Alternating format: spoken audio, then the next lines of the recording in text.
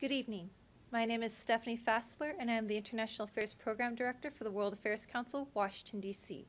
On behalf of the Council, I welcome you to this Author Series event and World Affairs Today program. In November 2013, an accord was signed in Geneva, Switzerland, between the 5 permanent members of the UN Security Council, Germany, and Iran. This agreement was a preliminary one, which would set the path for a more comprehensive deal on Iran's nuclear program and ambitions. This agreement came at a time when there was little hope for a resolution to the crisis. Both sides seemed entrenched in their respective positions. However, diplomacy and negotiation, conventional wisdom said, were the best ways to resolve the crisis, as the alternative, a military strike, would be catastrophic. In the 6 months since the accord was signed, both sides have taken steps to demonstrate their commitment to the preliminary deal and to reach a new one in the future. Iran has reduced or halted some of its uranium stocks and agreed to allow international inspectors to its facilities. The signatories have lifted some of the sanctions which have crippled Iran's economy. The current negotiations are a continual exercise in trust between the parties involved. Trust that Iran's activities will become acceptably transparent, and trust that the other signatories will keep their word. Given their in-depth nature, what happens if these talks fail to produce the comprehensive agreement that is desired? Again, many have ruled out military action as being as bad, if not worse, than Iran attaining a nuclear weapon. But what are the alternatives to diplomacy, or the seemingly endless stalemate that has existed since November? Matthew Kroenig, author of Time to Attack, The Looming Iranian Nuclear Threat, challenges the assumption that a military strike is out of the question, as well as some other commonly held policy wisdoms related to the Iran nuclear program. Military action, he argues, should not be discarded as an option. Matthew Kroenig is a nuclear proliferation specialist and internationally recognized authority on Iran's nuclear program.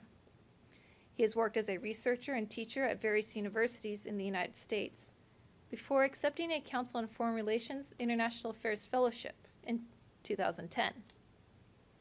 Through the fellowship, he became an advisor on Iran policy in the Office of the Department of the Secretary of Defense at the Pentagon, and in 2011, a Stanton Nuclear Security Fellow at CFR.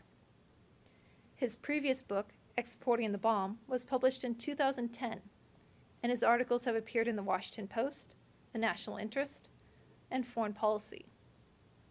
Most notable is his February 2012 article in Foreign Affairs, which became the basis for his current book.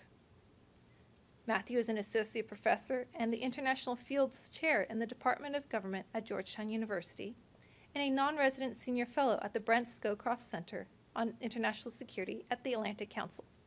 Please join me in welcoming Matthew Kroenig.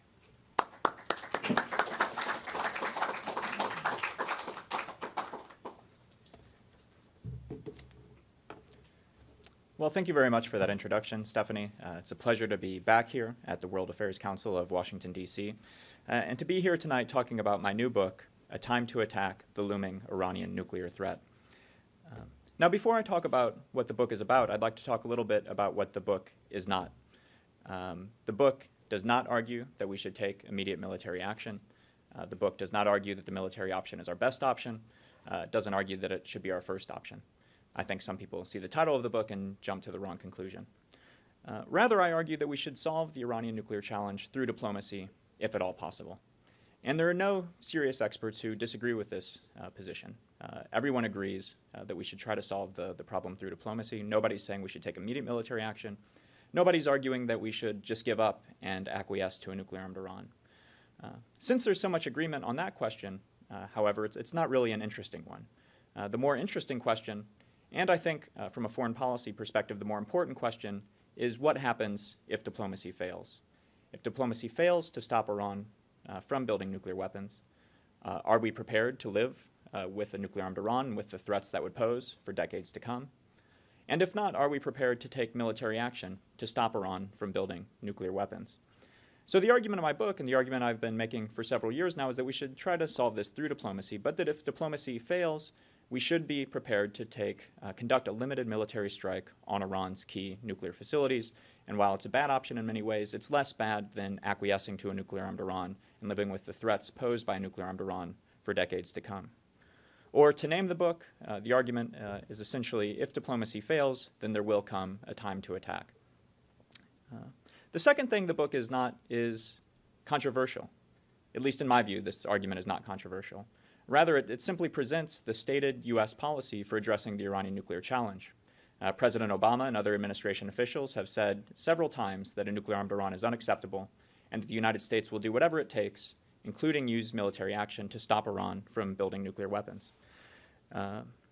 So I don't believe the argument of the book at this point is controversial. There was a point when it was controversial. As Stephanie mentioned, in 2010, I worked as an advisor. 2010, 2011, I worked as an advisor on Iran policy. That's why I first started to come to this conclusion. And as Stephanie also mentioned, in 2012, I wrote an article in Foreign Affairs where I made this argument public for the first time. And in that time, it was controversial because the U.S. government, the Obama administration, hadn't taken a public stand on this issue. And you had many prominent analysts like Fareed Zakaria arguing that if diplomacy fails, we should simply learn to live with a nuclear-armed Iran and deter and contain it just like we deterred and contained the Soviet Union during the Cold War. So when I wrote my Foreign Affairs article, there were many people who disagreed strongly with me in opinion pieces, in public debates, including a public debate here at the World Affairs Council of Washington, D.C. But then only a few weeks later, President Obama came to my rescue. In March 2012, President Obama gave an interview with Jeffrey Goldberg of The Atlantic, where he laid out his position for the first time that he would do whatever it took to prevent Iran from acquiring nuclear weapons, that a nuclear-armed Iran was unacceptable, said not only that our policy is not to contain a nuclear-armed Iran, but said that it wasn't even possible, said that nuclear-armed Iran, quote, cannot be contained, end quote. So some people dismiss this as political rhetoric, trying to look tough. Others question whether Obama would really be willing to do it. But his top officials, Dennis Ross, who was his top official at the White House on Middle East policy for the first few years of the administration, Gary Seymour, who was his top WMD official at the White House for the first few years of the administration, both say matter-of-factly that if it comes to that point, the president will be willing to use force, and I quote them both in the book. So over the past 2 years or so, I think the establishment position on this question has done a near 180-degree turn. And it's shifted so much that now those who suggest that we can live with a nuclear-armed Iran are the ones who are dismissed as extremists. Rand Paul recently got himself in political hot water just for suggesting that deterring and containing a nuclear-armed Iran should be on the table as an option. So as I see it, what's happened over the past couple of years is essentially the foreign policy establishment has caught up with this argument that I've been making for several years. And I would like to think that my work and my arguments have played at least some part in bringing that shift about. So in sum, the book is not arguing the military option should be the first option, but that it should be a last resort if necessary to prevent Iran from acquiring nuclear weapons. And second, I don't view this as controversial. Rather, it presents America's stated approach for dealing with the problem. Okay. So that's enough about what the book is not. What is the book about?